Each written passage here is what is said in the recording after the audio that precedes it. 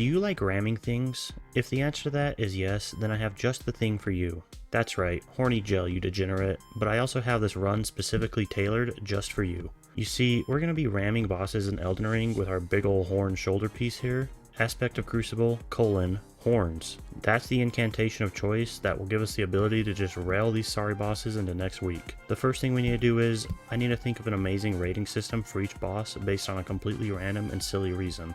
So, due to the nature of this run, and the horns, I'm going to give my rating based on how capable they would be on stepping on me with a proper technique. Now, it's all in the spirit of the run, believe me, but now that that's all out of the way, let's talk about acquiring the ability to just be an absolute devious little horned menace, but not before choosing the only class that would make sense, and that would be the Gimp Suit guy. Alright, Stormveil Castle, that's our destination. You see, everyone in Stormveil is a little more exuberant than others in the Land Between, but there's one specific person in here that's the master of horns. However, before we get to him, we need to slap up Margit with a little bit of pixie dust, because he's the warden blocking our path like some kind of garden gnome in the front lawn. He's not a gnoblin, he's not a gnelf, he's a gnome. And as of right now, this fucker has been thoroughly gnomed. After reverse gnoming Margit, we go through this shitty ass castle, dodging all sorts of tomfoolery in order to jump off the cliff to our demise. We go down these rocks that break our fall, even though they break as we fall on them, and get down to this red knight. This is the true Lord of Horns. Now, this guy hits hard and overall just bullies me, so instead we do the ultimate strategy to win the fight. We go to this elevator and wait. He tries to walk on air like an old school cartoon, but ends up falling on the ground. Some say this pit takes you to another dimension, or the center of the earth, but I like to believe it takes you straight to a high enough faith level to use the incantation. Somehow, it magically brings you right to 27 faith, and would you look at that, that's the exact number we need. As for the seal that we use, I can't believe how lucky I am, because the Godslayer seal is located in Stormveil Castle as well. Hot diggity dog. 27 faith for this as well, it's a perfect match. And the best part of it all, it's only guarded by these stupid rats that have no idea what's going on the entire time, so it's easy to scoop it up right in front of them. That is, after I get past these ballistas, which I must say did have my number for quite a while. I don't actually know why I chose a sill as opposed to the finger sill, which could have been obtained way easier and faster, as well as being better at early levels, or any other sill as a matter of fact, but I got it and I guess that's all that matters for now. Anyway, we finally secured our sill, our incantation, and our dignity, so we can finally move on to the first contestant for our foot competition. Godric's grippers are unfortunately going to get a solid 3 because he should have grafted more feet instead of arms, but he's crazy, so he didn't. Basically, the fight can be summed up by my current Ash of War that's equipped right now, and this part of the fight right here proves it. Overall, this fight is fairly simple because of one reason. When we get sent to Horny Gel, you get a Doomslayer power suit wrapped around your body, which basically negates every one of Godric's attacks. By negate, I don't mean invincible, I mean like Honey Boo Boo's mom moving even a centimeter, because that's not happening and neither am I. So while he hits me, I basically always end up hitting him back, as well as supersonic speeding past him just out of range of any follow-ups he tries. Other than that, the fight is pretty sloppy, and I'm going to blame that on the fact that I don't know much about the weapon yet, or how to use it properly, and totally not on the fact that I was distracted watching Roblox Parkour Obby tier list instead. Today is a very special, I have a very special video for ya. It's gonna be a tier list of what I think are the, top obbies in Roblox. It's very Red Wolf's piggies are gonna get a 1 because the intrigue is killing me, but my moral compass is stopping me from going further. Red Wolf is just so silly because even though it should be a breeze, I'm somehow able to make this fight look way harder than it actually is, because of my movement looking like a paraplegic the entire time, mixed in with the fact that I'm constantly being tempted by his toes and fighting against my inner thoughts the whole time, but we still euthanize this wolf anyway. Absolute 10 out of 10 on the feet, massive 10 all around. Once we get to Renala, we do the unthinkable, which is launching her into the stratosphere over and over again because she weighs like 10 pounds.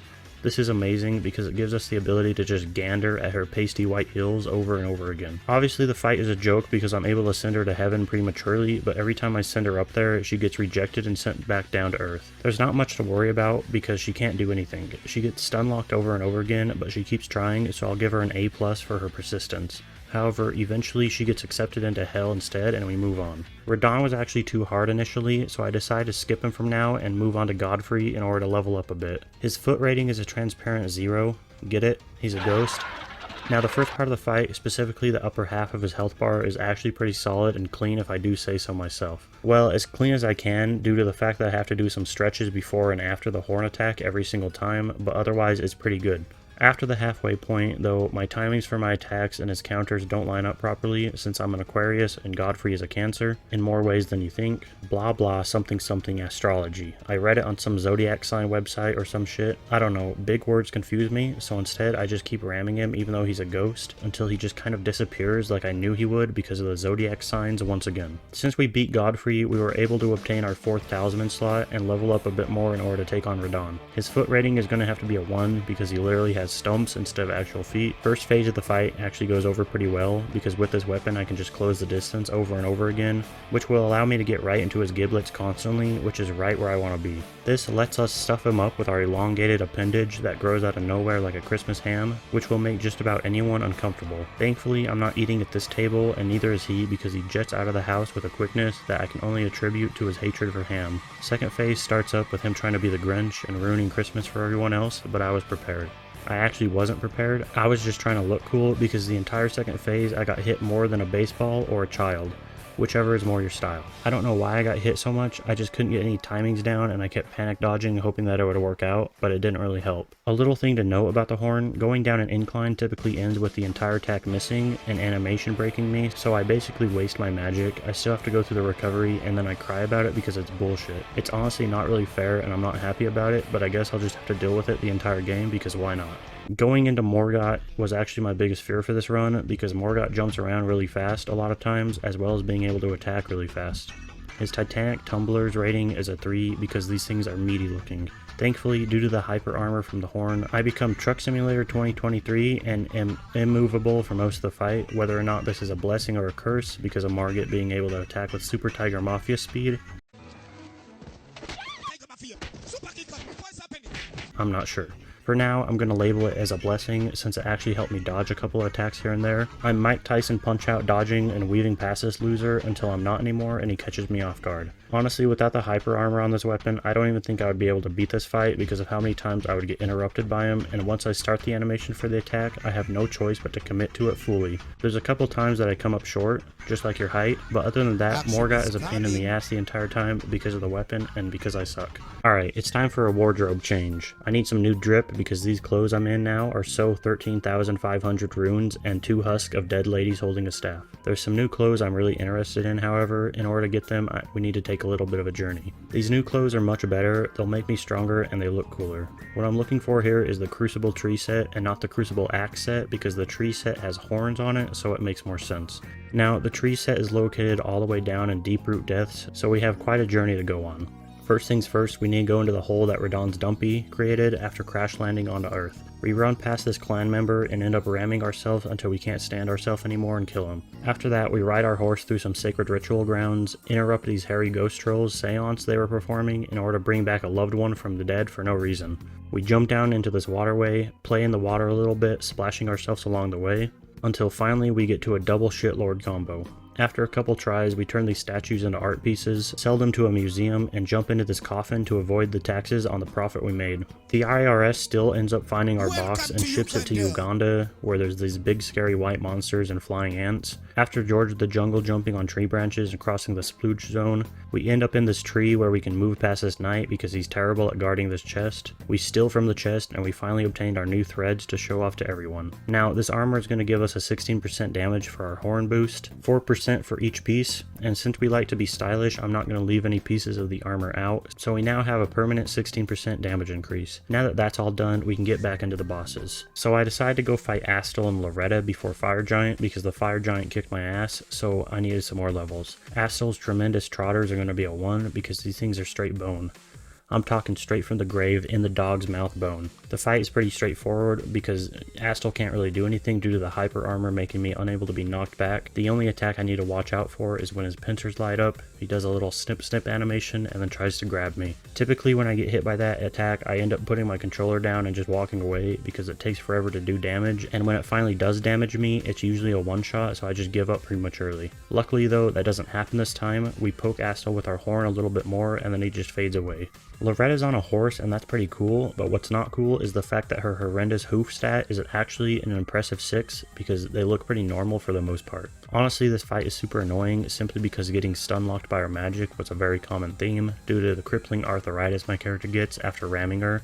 Not to mention the fact that I missed about 50% of my attacks because Loretta would just sidestep right when I charge at her most of the time, which threw my camera and my lock-on into the pits of hell, making it so I would miss. As long as I attacked right after one of her melee attacks, I could usually get a hit on her, which would end up moving her model a little bit back every time, and each time it looked more and more like an indie company made the animation because it just kind of glided her model across the ground and it just looked pretty silly in general. It looks like the animation was made by someone hired from Fiverr, and that makes me laugh. After beating Loretta and Astel, I was able to get high enough that I felt comfortable in actually beating Fire Giant without taking a year during the fight.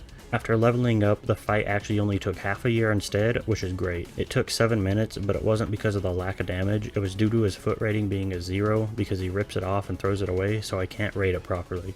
He disqualifies himself from the competition before I get a chance to rate it. The first phase only took around 2 minutes, and that was because he kept hitting the nastiest backstep slide move over and over again for no reason. If he didn't do this, the first phase could have been over pretty quickly because of the damage the horn does. The second phase is when I started to have problems because I kept, as Patches would say, I kept going for the hands, and that ended up getting me pancaked between his meat sticks. After getting my ass slammed by him multiple times, I decided to stop trying to go for his hands and just rely on doing tiny bits of damage by ramming his meaty thighs and calves instead. Since they're so meaty, he takes way less damage, so it takes forever to actually beat him. This was also mixed in with the fact that he rolled away after like every other attack this time. Since he wants to run away all the time, I had no choice but to play his little game and chase this dickhead across the snow for about 4 minutes. Honestly, this is the gameplay I've been waiting for, and I'm glad I get to experience it because I would have been real upset if I didn't get to. At this point, I'm convinced he was just trying to waste my time because he's never seen snow in his whole life and he's trying to enjoy it while he can. I mean, who am I to ruin his holiday fun?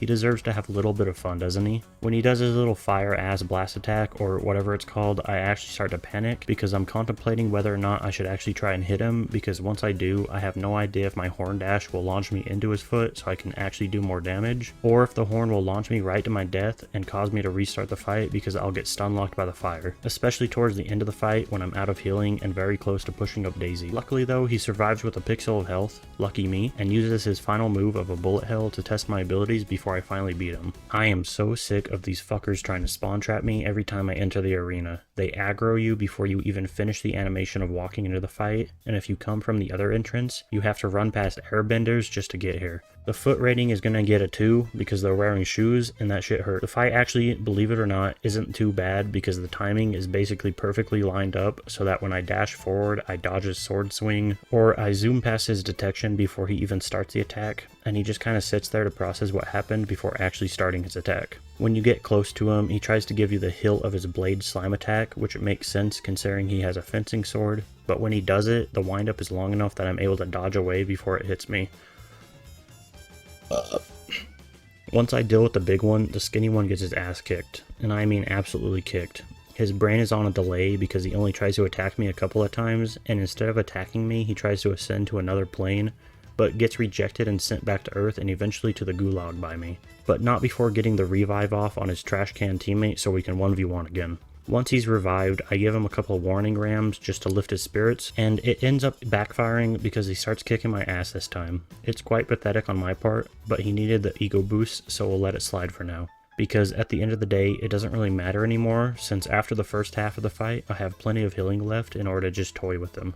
And of course, this eventually leads to them getting AIDS from all the ramming being done by not just me, and succumbing to the disease. Before I even fought Dragonlord, I was thinking about how every time he did his red lightning attack, I would be unable to get any damage in because the timing would be off. I was also thinking about how his foot rating was going to vary between a 4 and a 5, and I finally came to the conclusion that it's going to be a 4.7. However, going back to the lightning, the timing between my attacks and the next lightning bolt is actually just wide enough that I'm able to hit him and get away without taking any damage. Everything before he flies away for the first time is super easy because by the time he actually starts doing his good attacks, he'll probably already be poise broken, and after that we just keep headbutting him until he teleports away. Honestly, this fight was super easy in general because when he does his yellow piss breath attack, as long as you're prepared for it and set up, he can't do anything to you and you're able to just ass blast him repeatedly. Matter of fact, if you just sit underneath him, most of his attacks will just go over you and completely miss, so I just resorted to becoming his personal footstool for the whole fight, and it worked out great. And then he did his nuclear orbital strike attack, which ended up getting me as usual and making me use most of my healing I brought into the fight. After that though, I just decided to sit underneath him some more in hopes that I would be able to beat him, which turned out to be true,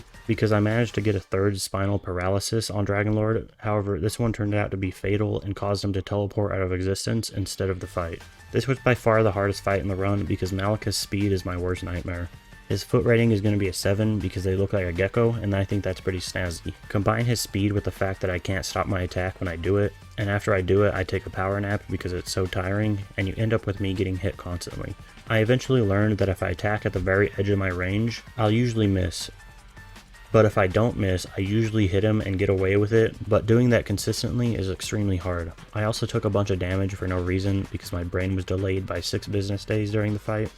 Half of the time I don't even react to possibly getting hit, and I kinda just let him hit me because I was so tired of him whooping my ass. I was in an abusive relationship with this guy and I just couldn't let it go. He really is out here beating my ass, and I just kind of ignore it because I knew once I called the police on him and he changed his identity, I would be fine. Except I wasn't. I would argue that the second phase is much easier for the Horn than the first, but the gameplay that you're seeing would show otherwise. Honestly, I didn't deserve to win this time at all because he whooped my ass in both phases. I'm talking straight pound town on me, but after he depleted all my healing and got me to one shot, he kinda just gave up and started using the attacks I wanted him to use because I was able to hit him with no consequences. Basically, as long as he didn't spam the triple red disc golf of death at me, I was fine. This fight is a nice refresher from the constant AIDS that has been Malekith. The Horn just tosses this guy's salad in the air, pizzeria style, over and over again, and there's nothing he can really do about it. It's nice to see that Gideon's difficulty can go from absolutely miserable in the case of the Jar Cannon or Arbalist, to pressing one button and winning in the blink of an eye. Also, his foot rating is going to be a solid 3 because I just feel like it. Mohg's fight is super long-winded and drawn out because there's only a few attacks that actually allow me to hit him without getting cemented into his blood palace floor that he's never cleaned, causing me to get a dubious amount of diseases. Due to this, his foot rating is going to be an 8 because I just know they're covered in some delicious red sauce found straight from a pizza. Luckily though, during the first phase, when he reaches certain health thresholds, I can get even more damage in on him because his little chant he does overwrites everything else in his brain. No matter what he's doing, once he hits a certain health level, he just has to count in Latin in order to show off the fact that he knows Latin. Other than that, first phase is pretty simple because you can usually just stun him with the Horn, and his response after being stunned is to speak more Latin. Second phase, he becomes a Latin warlord, and his window for being attacked is even less than before because of the blood spray that he throws out after every attack. Since I know his attack patterns, I know when I have an opening to attack and when he's going to keep swinging his big spear around and gunking up the place. As long as I just wait for him to do the big slam attack, or I get a little risky and preemptively attack him while he crab walks to the side, I can usually hit him without laying in the pool of blood and building up my meter. Of course, even though I know when I can attack, I'm an impatient little baby and want to try to attack whenever I want, which usually ends up with me drinking a flask right after due to the damage I take. Of course, it wouldn't be a Mohg fight if there wasn't some tomfoolery going on, which is why he jumps away and dodges my attack at the last second, therefore prolonging the fight in hopes that I would walk into the fire myself and end up bleeding to death. But that doesn't happen because my hemoglobin levels are way higher than he thinks. Every time I fight Hoaraloo, I get a little bit more Jersey Shore and a lot less Kardashian, if you know what I'm saying. This mixed in with the fact that his foot rating is a 9 means I'm in for a wild ride. That ride in question is that of enjoyment rather than resentment, because every time I use the Horn, I sneak right past his cankles, causing him to miss. I repeat this over and over again, and it turns out he's none the wiser because he falls for it every time. We fly through the first phase like an airplane into two towers. We fly through this fight like an English teacher reading To Kill a Mockingbird until they get to a very specific part of the book. Second phase is a little bit more difficult because if I don't speed past this reject wrestler, I'll end up getting violated, so instead I get punted by his meaty thighs and his foot rating goes up a point. Of course, this doesn't lower my spirit, and I continue to do what I did in the first phase by zooming past him every time he tries to attack me. This causes him to be very upset, but usually when others are upset, giving them a ram is the best solution, so that's what I do. Of course, this fight may look like it's pretty easy considering I have plenty of healing left, but let me tell you something. The amount of times that I just couldn't resist getting grabbed in previous attempts are too high to count. My willpower this time was just high enough to avoid it, and avoid having to restart the fight. Now, the unfortunate thing about Melania's fight is that because of her disease, she's lost a ton of weight, so the Horn just launches her into the air. This was a fight that I thought was going to be cancer because she would just wail on me after I attack, but seeing her foot rating go from a 7 to a 9, just like her body after I hit her, It turned out to be pretty simple. As long as I don't hit her while she's charging her backflip kickflip or her anime sword slash that makes her move 1 inch forward, she gets sent. Otherwise, she just hyper armors past my attack and punishes me like the naughty boy I am. Other than that, the first phase is a walk in the park because you can also just hit her while she's on the ground and no one will look at you weird for beating someone that's already down. Second phase, however, is when her friends show up and judge you for hitting her while she's down because every time you try it, Melania's robotic powers activate and she immediately goes from being laid out on the ground, like she just got off the perky, to hitting a backflip double jump in midair and kicking you in the back of the head. Other than that though, there's nothing really that changes for the fight. It just takes twice as long because you lose the down to damage you would normally have. Unless of course you have a hard head and can just take a kick to the back of it, but I took too many hits and now I have a headache. So you can feel free to take hits for me because I'm done with her and her abusive ways. The serpent fight is cancer and it's literally just this over and over again and there's nothing to say about it, so I'm not going to talk about it. Also, I just didn't care enough to fight Rykard anymore, so I didn't and I'm not going to, so feel free to try it for yourself and then make fun of me because you did it and I didn't. Radagon is interesting because his foot rating is a 2, but his fight is actually a 7 on the horn level. Mostly because when you use the horn, you start to get severe back pain and after bending over to relieve the pain, Radagon tries to hit you with his hammer, but because I'm in chronic pain already, he just misses and swings over my head. Of course, it doesn't happen all the time, but it happens enough that it's noticeable. If it doesn't work out, then I usually zip past him before he manages to hit me with his follow-up attack, so I'm never getting comboed by him like usual. This isn't enough to beat him though, because he's a Pell soy boy. We have to get serious and start targeting his bad knee in order to hurt him enough. Since he's a soy boy, this means that his legs are like twigs since he sits around all day in this arena, so if I can break them, I'll easily win the battle. Honestly, with the armor and the physical damage talisman, you can honestly just brute force this fight by taking hits whenever and you'll easily outdamage him before he kills you. Now, you probably need a save flask for Elden Beast, don't you? I can hear you saying, and I would normally say yes. However, Elden Beast, his fight is super easy, and I only need a couple flasks to tank Elden Stars and you'll see why.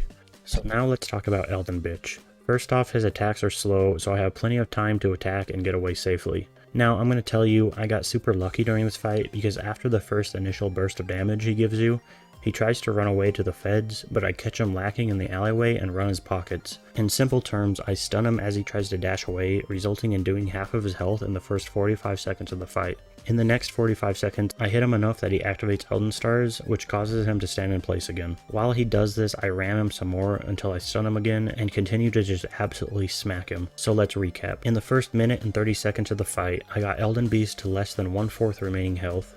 1 minute and 30 seconds and he's almost dead. So how long did the fight actually take? Would you believe it took me another 2 minutes to finish off the last bit of health because it did. The first reason being he kept running away. He saved up all of his strength to run away at the last minute.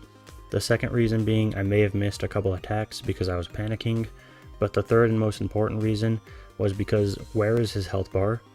How did he survive with negative health bar? For no reason was this needed, but it doesn't matter because I ram his asshole one last time in order to finish out the saga and move on to the next one. So yeah, anyways.